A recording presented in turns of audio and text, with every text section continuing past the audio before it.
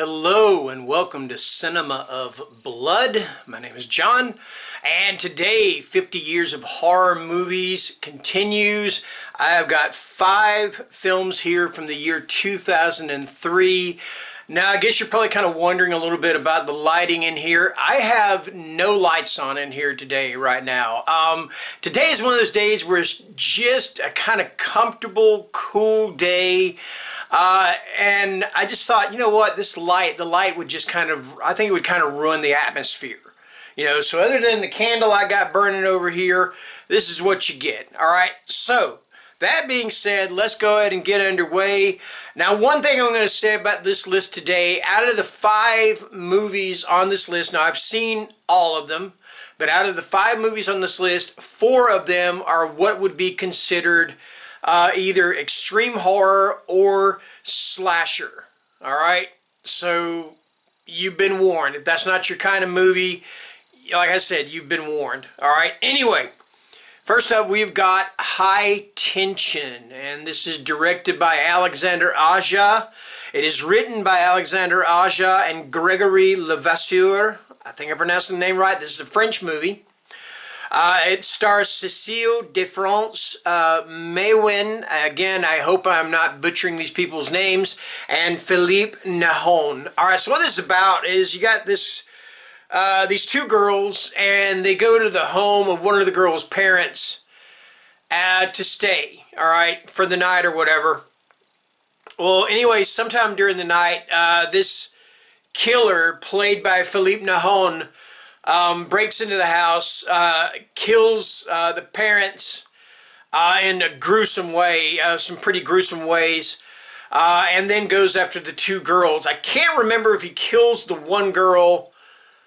I don't think he kills the one girl in the house. I'm not sure, I'm not sure if I remember correctly. I don't want to spoil it anyway, but it is the 2 girls after the parents are murdered. It is the 2 girls trying to get away from this killer. And like I said, this guy is killing in some pretty absolutely brutal ways. All right, one of them involves the banister of the stairs and a dresser, like a dresser like you put your clothes in. All right, the one thing about this movie, and I think it's this thing about it that kind of turned people off of this movie, especially toward the end, because the rest of it is awesome, is there's a twist that just doesn't quite make a lot of sense.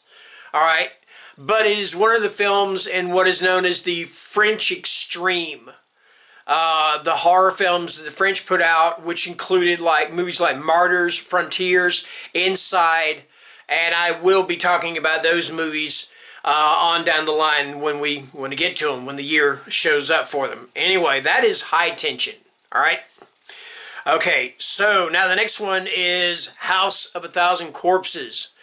I think the reason I chose House of a Thousand Corpses is because I think of all the directors out there, I think Rob Zombie may be the most polarizing director working today. You either love the guy's work or you absolutely hate it. Anyway, House of a Thousand Corpses was his first movie.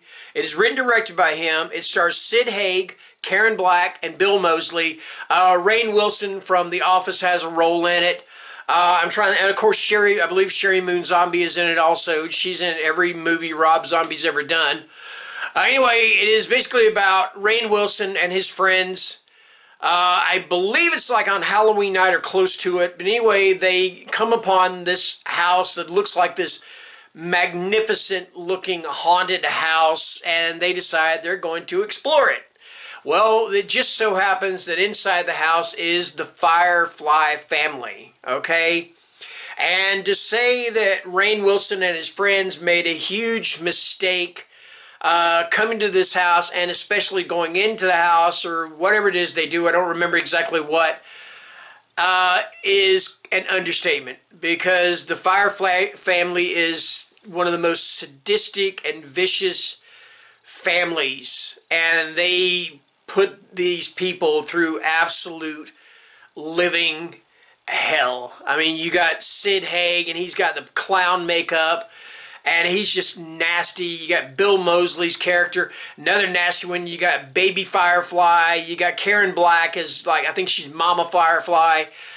And then you got Dr. Satan. And Dr. Satan just has to be seen to be believed, okay? Because he is just wild, okay?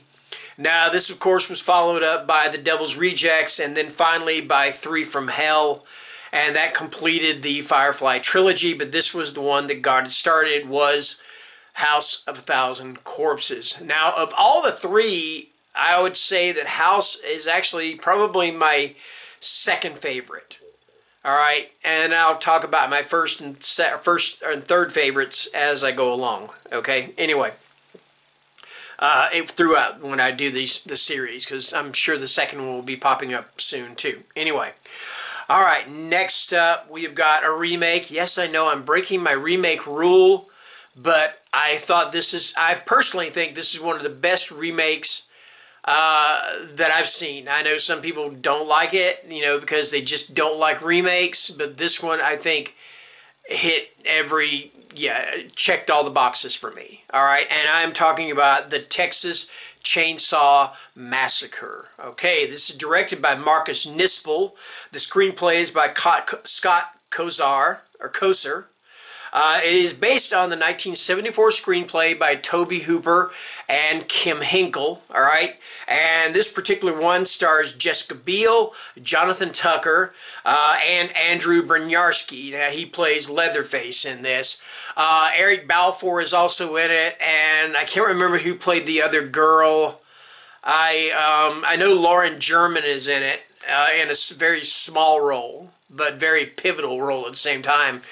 Anyway, they are traveling through Texas, these friends, which are Jessica Biel, Jonathan Tucker, Eric Balfour, and the one other girl whose name I can't remember, are traveling through Texas. They are on their way. This is the 1970s, remember. I believe, if I remember correctly, they are on their way to a Lynyrd Skynyrd concert.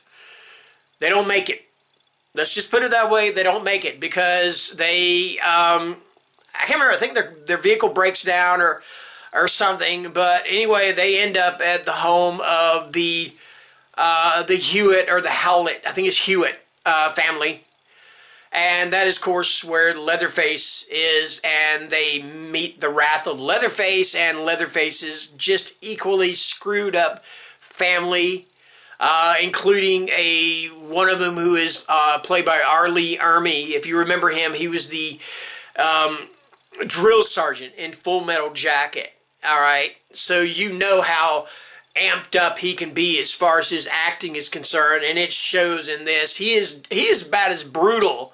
Personally, he is just as brutal as Leatherface, in my personal opinion. It's just that he doesn't have a chainsaw to work with. Okay,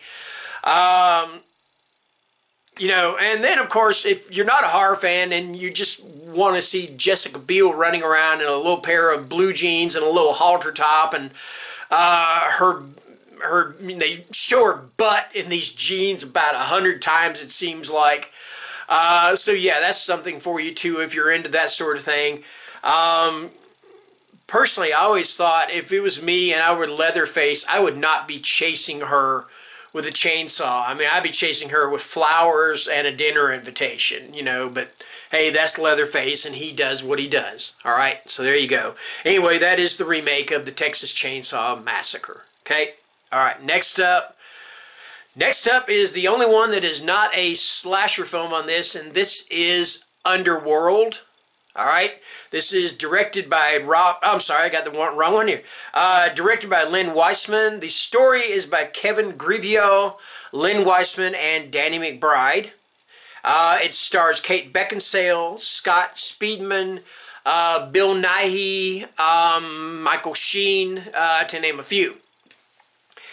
Anyway, the best way to describe Underworld, and I know this is kind of derogatory of it, think Romeo and Juliet with vampires and werewolves, all right?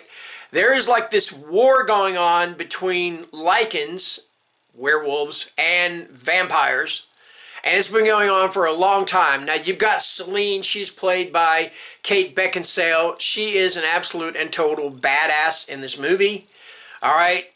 Okay, and then you got, on the other side, you got Scott Speedman's character. And if I remember correctly, was already a werewolf. And the two of them meet, and they kind of fall in love. But you know, of course, you can't have that. You know, you gotta remember this is kind of like the Montagues and the Capulets. All right, I've never read Shakespeare. I just know Romeo and Juliet a little bit. Anyway, so the families between these two just don't want this union to happen.